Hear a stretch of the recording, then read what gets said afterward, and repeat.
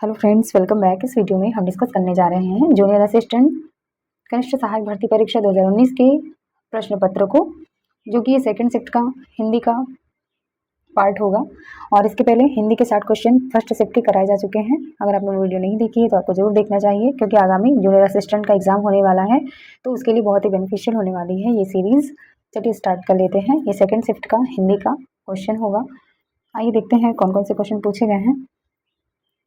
पहला क्वेश्चन है, रात में विचरण करने वाली प्राणी को कहते हैं, क्या कहते हैं? रात में विचरण करने वाले प्राणी को ऑप्शन डी इसका निशाचर कहते हैं। और भी शब्दों के अर्थ देख लेते हैं। वनचर किसको बोलते हैं? जंगल में रहने वाला पशु वनचर कहलाता है, या वन्य पशु भी कहलाता है। और जंगली मनुष्य को भी वनचर बोलते हैं। निशाकर किसे बोलते हैं? निशा करने वाले यानी चंद्रमा को निशाकर कहते हैं। अगला क्वेश्चन है, जो खाने योग्य ना हो उसे क्या कहते हैं? ऑप्शन इज करेक्ट, अखाद्य कहते हैं। जो खाने योग्य ना हो उसे अखाद्य कहते हैं। इसके अलावा और भी शब्दों के अर्थ देख लेते हैं। पथ्य किसे कहते हैं? पथ्य संबंधी को पथ्य कहते हैं। जो स्वास्थ्य के लिए उपयोगी हो उसे भी पथ्य कहते हैं। और रोगी को दिया जाने वाला हल्का भोजन भी पथ्य कहलाता है। अपाच्य का क्या अर्थ होता है? जो पच ना सके, जो पकाया ना जा सके उसे अपाच्य कहते हैं। अलभ्य क्या होता है? जो ना मिलता हो और जो दुर्लभ हो उसे अलभ्य कहते हैं। अगला क्वेश्चन पूछा है, जिसके पास घर ना हो उसे क्या कहते हैं? अनिकेत कहते हैं। Option B is correct. अन्य शब्द के अर्थ क्या हो जाएंगे? ग्रही गृहस्थ को बोलते हैं। अभिषेक का अर्थ क्या होता है? जल छिड़कना। राजा के सिंहासनारोहण का अनुष्ठान भी अभिषेक कहलाता है, जैसे बोलते हैं ना राज्याभिषेक, तो वो। और अगला है अकिंचन। अकिंचन का अर्थ क्या होता है? बहुत गरीब और जिसके पास कुछ भी ना हो उसे अकिंचन कहते हैं। आइए आगे देखते हैं। इनमें से कौन सा शब्द गुस्से का समानार्थी नहीं है? क्रोध, अमर्ष, अपकर्ष या रोष। Option C correct. अपकर्ष जो है गुस्से का समानार्थी नहीं है। बाकी सभी ऑप्शन सही हैं। क्रोध, अमर्ष, रोष ये सभी गुस्से का समानार्थी है। इसकी डिटेलिंग है। अपकर्ष का अर्थ अवनति, उतार, ह्रास होता है। अन्य विकल्प क्रोध, अमर्ष, रोष गुस्से के समानार्थी हैं। अगला क्वेश्चन है, कौन सा शब्द मद का समानार्थी नहीं है? शिथिल, गर्व, मद्य या नशा। Option is correct. शिथिल जो है ये मद का समानार्थी नहीं है। आइए इसकी डिटेलिंग देख लेते हैं।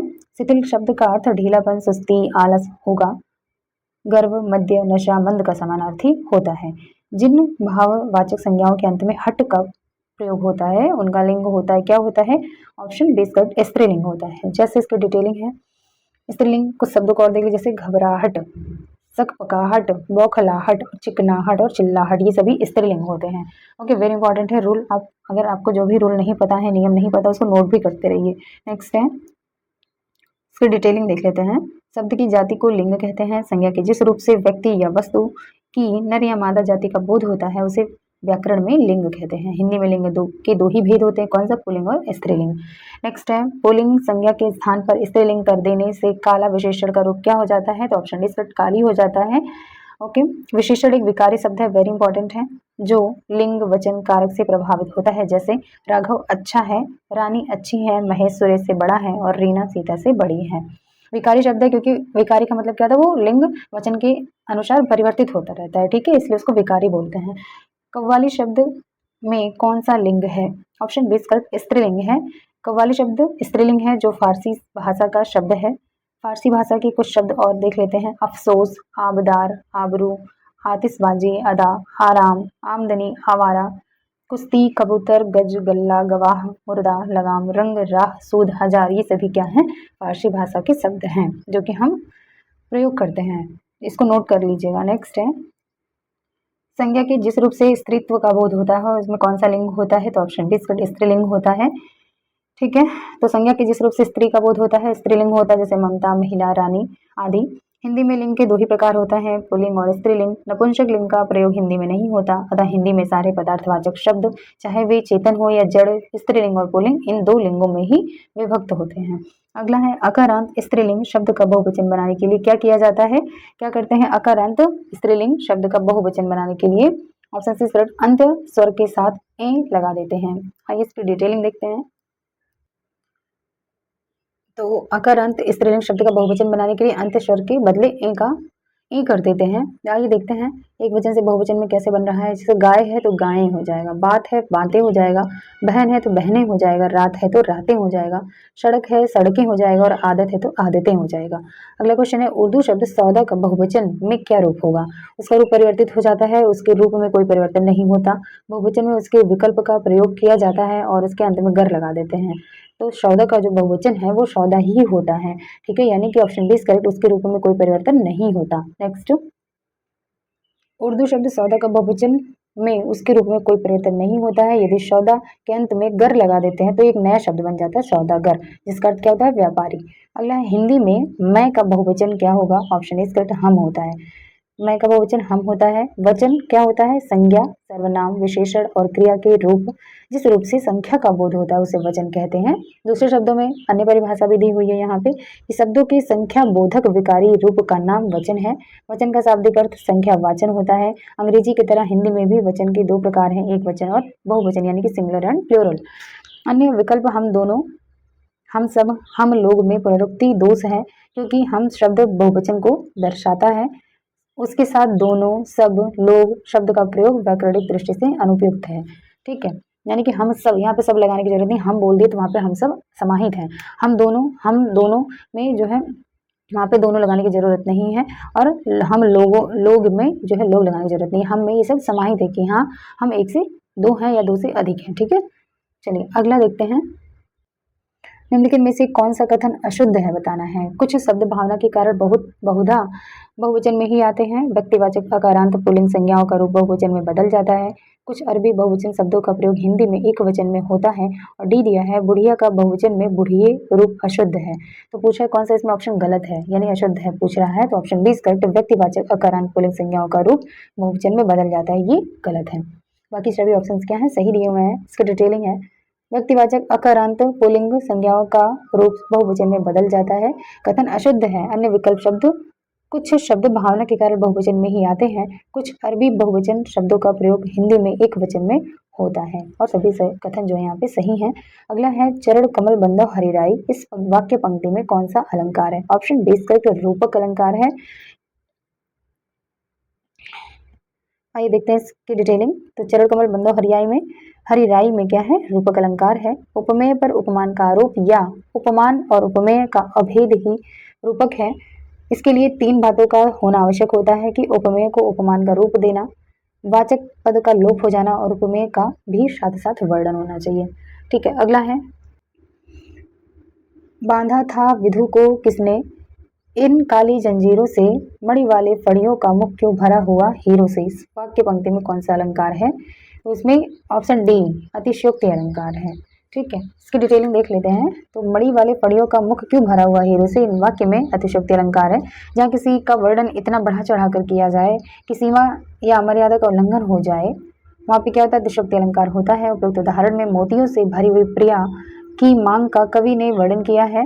विधु या चंद्र से मुख का, काली जंजीरों से केस का और मणि वाले फड़ियों से मोती भरी मांग का बोध होता है। ओके, अगला क्वेश्चन है इनमें से कौन सा कथन पूरी तरह तत्पुरुष समास से संबंधित है? इसमें पूर्व पद प्रधान होता है, इसमें पूर्व पद संख्यावाची होता है, इसमें प्रायः उत्तर पद प्रधान होता है और इसमें पूर्व पद अव्यय होता है। इसका आंसर क्या हो जाएगा? Option C is correct. इसमें प्रायः उत्तर पद प्रधान होते हैं। तत्पुरुष समास में उत्तर पद प्रधान होता है। इसकी डिटेलिंग देख लेते हैं। इसमें उत्तर पद प्रधान होता है और यह तत्पुरुष समास है। और भी देख लेते हैं। पूर्व पद प्रधान होता है तो वो अव्ययी भाव समास होता है। पूर्व पद संख्यावाची हो तो द्विगु समास होता है और पूर्व पद अव्यय हो तो अव्ययी भाव समास कहलाता है। अगला क्वेश्चन है जिस सामासिक शब्द में पूर्व पद और उत्तर पद गौड़ होते हैं और कोई तीसरा पद प्रधान होता है, वहाँ कौन सा समास होता है? तो ऑप्शन ए इज करेक्ट, बहुव्रीहि समास होता है। जब दोनों ही पद प्रधान ना हो, कोई अन्य पद प्रधान होता है तो वहाँ पे बहुव्रीहि समास होता है। इसकी डिटेलिंग देखते हैं। बहुव्रीहि समास में क्या होता है कि पूर्व पद और उत्तर पद गौड़, तीसरा पद प्रधान, जैसे पीताम्बर पीत वस्त्र धारण करने वाले अर्थात श्री कृष्ण, यानी यहाँ पे तीसरा पद प्रधान हो गया। ठीक है, और कर्मधारय समास में क्या होता है कि प्रथम पद विशेषण होता है, दूसरा विशेष है अर्थात विशेषण प्लस विशेष यानी संज्ञा बराबर कर्मधारय, जैसे महाकवि महान है जो कवि अर्थात महाकवि। तत्पुरुष समास में क्या होता है? उत्तर पद प्रधान होता है, दोनों पदों के बीच का कारक चिन्ह लुप्त हो जाता है, वहां पे तत्पुरुष समास होता है। तत्पुरुष समास में उत्तर पद प्रधान होता है। कर्मधारय समास में प्रथम पद विशेषण और दूसरा विशेष्य होता है। तो ये सभी चीजें याद रखनी है। और तत्पुरुष समास के एग्जाम्पल जैसे राजकुमार राजा का कुमार और गगनचुंबी गगन को चूमने वाला। और द्वंद्व समास में क्या होता है? इसमें दोनों ही पद प्रधान होते हैं और दोनों संज्ञा अथवा विशेषण होते हैं, जैसे रात दिन, रात और दिन, भाई बहन, भाई और बहन। अगला है अनुरूप में कौन सा समास है? तो ऑप्शन डी इज करेक्ट, अव्ययी भाव समास है। इसकी डिटेलिंग देखते हैं। अनुरूप का अर्थ क्या होता है? रूप के अनुसार। और अनुरूप में क्या है? अव्ययी भाव समास है। इस समास में पहला पद अव्यय और दूसरा पद क्या होता है? संज्ञा होता है। ठीक है, समस्त पद में अव्यय के अर्थ की ही प्रधानता रहती है, जैसे यथाशीघ्र, जितना शीघ्र हो सके। ठीक है, तो अव्ययी भाव समास में क्या होता है कि इसमें पहला पद अव्यय होता है और दूसरा पद संज्ञा होता है। ठीक है, चलिए आगे देखते हैं। यथोचित का सही संधि विच्छेद क्या है? तो ऑप्शन सी सरल यथा धन उचित यथोचित होता है। ओके, तो यथोचित का संधि विच्छेद यथा धन उचित हो गया, इसमें गुण संधि है।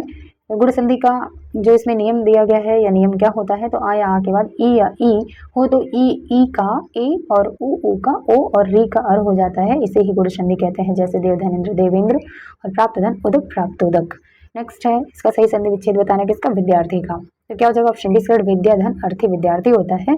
ठीक है, और इसमें क्या है? दीर्घ स्वर संधि है। दीर्घ का नियम क्या होता है कि इसमें आया आ ई उ री के बाद समान स्वर आता है तो दोनों ही मिलकर दीर्घ हो जाता है, यानी आ ई उ और री हो जाते हैं। ठीक है, जैसे सेवा धन अर्थ का सेवार्थ होता है और नयन धन अभिराम का नयनाभिराम हो जाता है, तो यहाँ पे दीर्घ हो जाता है, यानी बड़ी की मात्रा लग जाती है। ओके, नेक्स्ट है नाविक का सही संधि विच्छेद क्या है? तो ऑप्शन सी करेक्ट, नौ धन एक होता है नाविक का सही संधि विच्छेद। इसकी डिटेलिंग देख लेते हैं।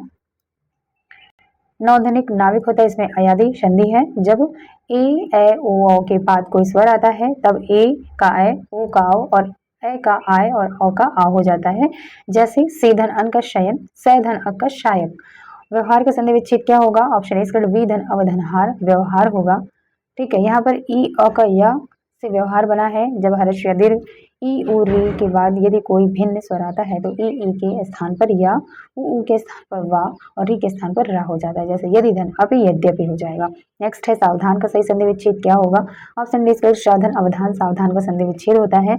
अन्य शब्दों के देखते हैं। भोजन धनालय भोजनालय होता है, अन्न धनाभाव का अन्नाभाव होता है और पृथ्वी धनेश का पृथ्वीश होता है, पृथ्वीश होता है। नेक्स्ट है महर्षि का सही संधि विच्छेद क्या होगा? ऑप्शन सी महाधन ऋषि महर्षि होता है। यहाँ पर क्या है? गुरु संधि है महर्षि में, क्योंकि यहाँ पे अधर्रा हो रहा है, तो गुरु संधि की यही पहचान है। इसमें ए ओ और अधर्रा हो जाता है तो गुरु संधि होता है। ठीक है, जैसे जीर्ण धन उद्धार जीर्णोद्धार, महाधन उत्सव महोत्सव, सुर धनेन्द्र सुरेंद्र। ठीक है, अगला है निश्चल का सही संधि विच्छेद क्या है? ऑप्शन इज करेक्ट, निधनचल निश्चल होता है। ठीक है, यहाँ पर विसर्ग संधि है क्योंकि यहाँ पे देखिए विसर्ग लगा हुआ है। ठीक है, इसका रूल क्या होता है कि जब विसर्ग के बाद च आए तो विसर्ग के स्थान पर बड़ा श ट ठ हो तो ये आपका षटकोण वाला श हो जाता है और त ध हो तो छोटा सा हो जाता है। इसके अन्य उदाहरण देखते हैं। निधन च निश्चय हो जाएगा, निधन छल निश्चल हो जाएगा और निधनता निस्तार होता है। अगला क्वेश्चन है सद्धर्म का सही संधि विच्छेद क्या होगा? ऑप्शन डी करेक्ट, सतधन धर्म होता है सद्धर्म। नेक्स्ट इसकी डिटेलिंग है। सद्धन धर्म सद्धर्म होता है, इसमें व्यंजन संधि है। यदि का च ट त प के बाद किसी वर्ग का तृतीय चतुर्थ वर्ण आए या रला व या कोई स्वर आए तो क च ट त प के स्थान पर अपने ही वर्ग का तीसरा वर्ण हो जाता है, जैसे सतधनवाड़ी शतवाड़ी, अच धन अंत अजंत और अपधन ईंधन अविंधन हो जाएगा। अगला है शुद्ध वाक्य का चयन करना है। आयुष और ऋचा बाजार गई, राह चलते दोनों में तकरार हो गई। इस कहानी को एक स्त्री लेखिका ने लिखा है और बच्चे ने कहा पापा आ गई। तो क्या हो जाएगा हमारा? ऑप्शन बी करेक्ट, राह चलते दोनों में तकरार हो गई। ये शुद्ध रूप से लिखा हुआ, बाकी सभी गलत है। देखते हैं इसकी डिटेलिंग। अन्य इसके विकल्प आयुष और ऋचा बाजार गए होना चाहिए, वहां पे गई दिया हुआ था। और इस कहानी को एक लेखिका ने लिखा है, स्त्री लेखिका नहीं, क्योंकि लेखिका है तो स्त्रीलिंग को डिनोट कर रहा है। और बच्चे ने कहा पापा आ गए, वहां पे पापा आ गई दिया हुआ था। अगला है कि शुद्ध वाक्य का चयन करना है। गंदा पानी उबाल कर पिए, पड़ोसी ने मुझे स्वतंत्रता दिवस की बधाई दिया, यमुना का पानी गंदा और प्रदूषित है, बच्चा लोग क्रिकेट खेलता है। तो क्या हो जाएगा? ऑप्शन ए इस करेक्ट, गंदा पानी उबाल कर पिए। ठीक है, और भी ऑप्शंस देखते हैं। पड़ोसी ने मुझे स्वतंत्रता दिवस की बधाई दी, दिया नहीं। ठीक है, यमुना का पानी प्रदूषित है, यहाँ पे क्या कह रहे हैं? यमुना का पानी गंदा और प्रदूषित है। जो गंदा है वो प्रदूषित है, तो दोनों ही शब्द यहाँ पे लगाने की जरूरत नहीं है। तो यमुना का पानी प्रदूषित है, ये करेक्ट है। और बच्चे क्रिकेट खेलते हैं, ये सही है। बच्चा लोग नहीं होता है, बच्चे होता है। चलिए अगला देखते हैं। शुद्ध वाक्य का इसमें भी चयन करना है। सीधी लकीर खींचना बहुत कठिन है, जंक फूड से मोटापा बढ़ती है, हरा पेड़ ऑक्सीजन देते हैं, या मेरे घर में तुम्हारी स्वागत है। पढ़ने से स्पष्ट है कि हमारा ऑप्शन ए सही है, सीधी लकीर खींचना बहुत कठिन है। अन्य शब्दों का शुद्ध रूप देखते हैं। जंक फूड से मोटापा बढ़ता है, हरे पेड़ ऑक्सीजन देते हैं और मेरे घर में आपका स्वागत है, ये सही है। अगला शुद्ध वाक्य का चयन करना है। ऑफिस में हर एक और प्रत्येक की चर्चा हो रही थी, भूस्खलन से सैकड़ों घर तबाह हो गए, यह आदमी सबकी राज जानता है, बीज अंकुरित होने वाली है। ऑप्शन 20 करेक्ट, भूस्खलन से सैकड़ों घर तबाह हो गए। अन्य शब्दों की शुद्ध रूप क्या है? ऑफिस में प्रत्येक की चर्चा हो रही थी, हर एक और या प्रत्येक, दोनों में से कोई एक ही होना चाहिए। तो प्रत्येक स्पष्ट है, ऑफिस में प्रत्येक की चर्चा हो रही थी। यह आदमी सबके राज्य जानता है और बीज अंकुरित होने वाला है। ठीक है, होने वाली है नहीं होता है, होने वाला है। चलिए अगला है शुद्ध वाक्य का चयन इसमें भी करना है। चाय ठंडा हो गया, हलवा गरम गरम अच्छी लगती है, पकने से पहले जामुन हरी होती है, पेड़ लगाओ जीवन बचाओ। तुम्हारा आंसर क्या सही हो जाएगा? ऑप्शन डी इसका पेड़ लगाओ जीवन बचाओ, इस शुद्ध रूप से लिखा हुआ है। अन्य वाक्यों की शुद्ध रूप क्या है कि चाय ठंडी हो गई, हलवा गरम गरम अच्छा लगता है, पकने से पहले जामुन हरा होता है। अगला है शुद्ध वाक्य का चयन इसमें भी करना है। मनुष्य के शरीर में स्थित आलस्य उसका सबसे बड़ा दुश्मन है। वो जा रहे हैं, सुबह की हवा स्वास्थ्य के लिए अच्छी होती है और उन्होंने छक कर पेट भर खाना खाया। क्या सही हो जाएगा इसमें? तो पहला ऑप्शन सही हो जाएगा। मनुष्य के शरीर में स्थित आलस्य का उसका सबसे बड़ा दुश्मन है। मनुष्य के शरीर में स्थित आलस्य उसका सबसे बड़ा दुश्मन है। ये वाक्य शुद्ध है। आइए देखते हैं अन्य शब्दों के शुद्ध वाक्यों के शुद्ध रूप क्या है।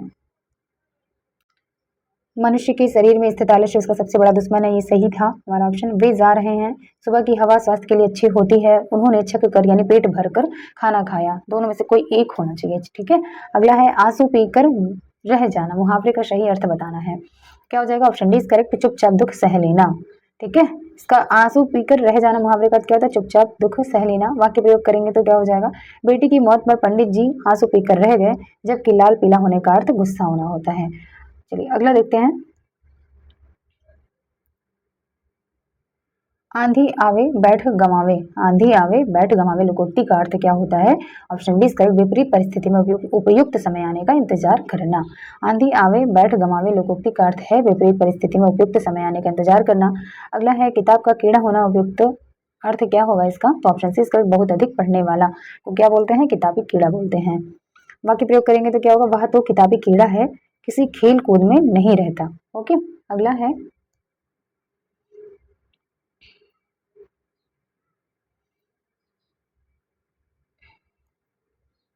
कच्चा चिट्ठा खोलना, उपयुक्त अर्थ बताना है। तो ऑप्शन इज करेक्ट, सारा भेद खोल देना है। कच्चा चिट्ठा खोलना का अर्थ होता है सारा भेद खोल देना। वाक्य प्रयोग होगा मेरा हिस्सा दे दो, नहीं तो तुम्हारा सारा कच्चा चिट्ठा खोल दूंगा। जबकि कान का कच्चा होना का अर्थ क्या होता है? हर एक की बात मान लेना, उसको बोलते हैं कान का कच्चा होना। त्रिशंकु होना का अर्थ क्या होता है? ऑप्शन बी करेक्ट, किसी और का न रहना त्रिशंकु कहलाता है। ठीक है, चलिए अगला है भई गति सांप छछूंदर केरी लोकोक्ति का अर्थ क्या होगा? तो भई गति सांप छछूंदर केरी का अर्थ क्या हो जाएगा? ऑप्शन डी करेक्ट, दुविधा में होना। भई गति सांप छछूंदर केरी लोकोक्ति का अर्थ क्या है? दुविधा में होना। नेक्स्ट, घाट घाट का पानी पीना लोकोक्ति का अर्थ क्या है? ऑप्शन ए करेक्ट, अनेक क्षेत्रों का अनुभव होना घाट घाट का पानी पीना कहलाता है। वाक्य प्रयोग होगा तो मुझे किसी मामले में मत आंको, मैं भी घाट घाट का पानी पिया हूँ, यानी अनुभवी होना। ठीक है, अगला है मूर्त शब्द का विलोम बताना है। ऑप्शन ए करेक्ट, अमूर्त होता है। अन्य शब्दों के विलोम देखते हैं। अनाहुत का विलोम आहूत होता है, आविर्भाव का विलोम तिरुभाव होता है, अभिज्ञ का विलोम अनभिज्ञ होता है और अमृत का विलोम विष गरल और हलाहल तीनों ही होता है। नेक्स्ट है सम का विलोम क्या हो जाएगा? ऑप्शन सी करेक्ट, विषम होता है। अगला है लोक शब्द का विलोम क्या हो जाएगा? ऑप्शन डी करेक्ट, लोक का परलोक होता है। ठीक है, इसको डिटेलिंग देख लेते हैं। लोक का विलोम परलोक होगा, जबकि आलोक अशुद्ध है, इसका शुद्ध रूप आलोक होता है। यहाँ आलोक दिया हुआ था ना, तो इसका शुद्ध रूप आलोक हो जाएगा और आलोक का विलोम तिमिर होगा। ठीक है, सम्मुख का विलोम क्या हो जाएगा? तो सम्मुख का विलोम ऑप्शन इज करेक्ट, विमुख होता है।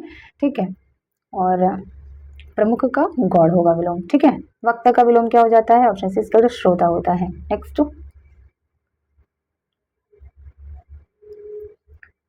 आवृत का विलोम क्या हो जाएगा? ऑप्शन डी करेक्ट, अनावृत होता है। और इसमें बताना है नम का पर्यायवाची कौन सा नहीं है? गीला, भीगा, आर्द्र या आर्द्रा। तो ऑप्शन डी करेक्ट, आर्द्रा जो है ये गीला नम का पर्यायवाची नहीं है। आइए इसकी डिटेलिंग देखते हैं। आर्द्रा शब्द नम का पर्यायवाची नहीं है, जबकि गीला, भीगा, आर्द्र तीनों ही नम के पर्यायवाची हैं। इसके अन्य पर्यायवाची क्या हो जाएंगे? तर, गीला, भीगा, क्लिग्न। ठीक है, क्लिग्न जो है ये भी गीला का पर्यायवाची होता है। आर्द्रा एक क्या है? नक्षत्र का नाम है जो आषाढ़ माह के अंतर्गत आता है। इस नक्षत्र में वर्षा एवं खेती का आरंभ होना उत्तम माना जाता है। नेक्स्ट, डर का पर्यायवाची नहीं है। कौन सा? इसमें शीति जो है डर का पर्यायवाची नहीं है। इसके अलावा भीति, भय, त्रास डर के पर्यायवाची शब्द हैं। डर के अन्य पर्यायवाची आतंक और खौफ भी होता है। कुशल का पर्यायवाची कौन सा नहीं है पूछ रहा है? दक्ष, अच्छ, निपुण और प्रवीण। तो ऑप्शन डी करेक्ट, अच्छ नहीं होता। ठीक है, दक्ष, निपुण, प्रवीण, कुशल ये सभी पर्यायवाची हैं। ठीक है, कुशल की। और कुशल के अन्य पर्यायवाची होशियार, चतुर और पारंगत भी होता है। पक्षी का पर्यायवाची पूछ रहा है, कौन सा नहीं है इसमें? द्विज, खग, पंथी और विहग। तो ऑप्शन सी इज करेक्ट। पंथी खग का पर्यायवाची नहीं है, यानी पक्षी का पर्यायवाची नहीं है। वेरी इंपॉर्टेंट है। पंथ पक्षी का पर्यायवाची नहीं है, पंथी विशेषण शब्द है, जबकि द्विज, खग, विहग, पखेरु, परिंदा, चिड़िया, शंकुत, अंडज, विहंग आदि सभी पक्षी के पर्यायवाची शब्द हैं। नेक्स्ट,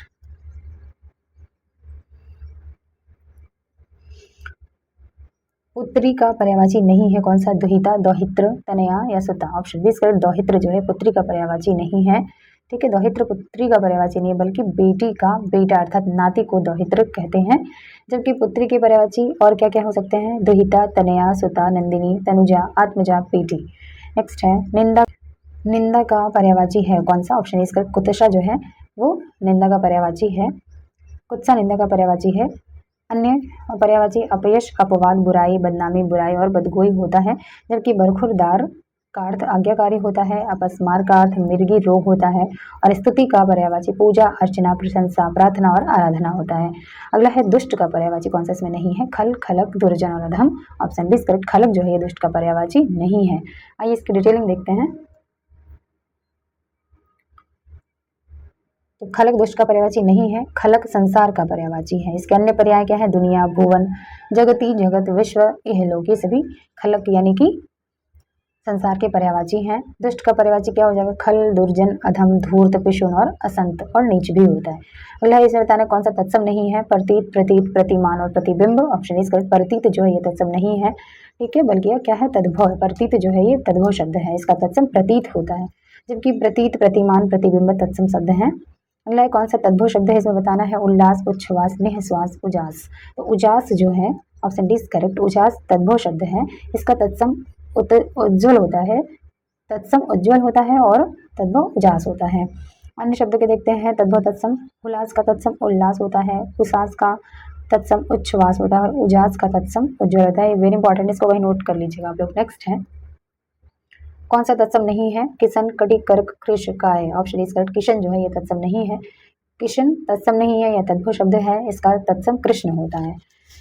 अन्य शब्दों के देखते हैं। किशन का तत्सम कृष्ण होता है, कमर का कटी होता है और केकड़ा का तत्सम कर्क होता है। निम्नलिखित में से कौन सा तद्भव नहीं है बताना है? दांत, अधर, आंख, कान। तो अधर जो है तद्भव नहीं है, यह तत्सम शब्द है। अन्य तद्भव तत्सम शब्द इस प्रकार है। दांत का तत्सम दंत होता है, आंख का तत्सम अच्छी होता है और कान का तत्सम कर्ण होता है। अगला है इसमें बताना कौन सा तत्सम नहीं है? धृष्ट, पृष्ठ, पानिप और पंख। Option C correct. पानिप जो है तत्सम नहीं है, ठीक है। चलिए देखते हैं इसकी डिटेलिंग। तो पानिप जो है ये तद्भव पानिप तत्सम नहीं है, ठीक है। धृष्ट का तद्भव ढीठ होता है, पृष्ठ का पीठ होता है और पंख का पांख होता है। निम्नलिखित में से कौन सा तत्सम नहीं है? गायक, नायक, सावक और उपखान। तो ऑप्शन डी इज करेक्ट। उपखान जो है ये तत्सम नहीं है, जबकि गायक, तद्भव, गवैया, शेष शब्द तत्सम है। नेक्स्ट है कौन सा शब्द तद्भव नहीं है? उपज, तद्भव, उपला और उबाल। तो तद्भव शब्द तद्भव नहीं है, तद्भव शब्द जो है वो तद्भव ही नहीं है, ठीक है। Very important. तद्भव शब्द क्या है? तत्सम है, जबकि उपजना का तत्सम उपद्यते होता है, उबालना का तत्सम उद्वालन होता है। नेक्स्ट है कौन सा तत्सम नहीं है? उर्वर, कोंकण, उलझन या कोड़। कौन सा सही हो जाएगा? Option C is correct. उलझन जो ये तत्सम नहीं है, ओके। उर्वर, कोंकण, कोड़ तत्सम शब्द हैं। ओके फ्रेंड्स, मिलते हैं नेक्स्ट वीडियो में। वीडियो अच्छी लगी हो तो please do like, share and subscribe my channel. Thanks for watching.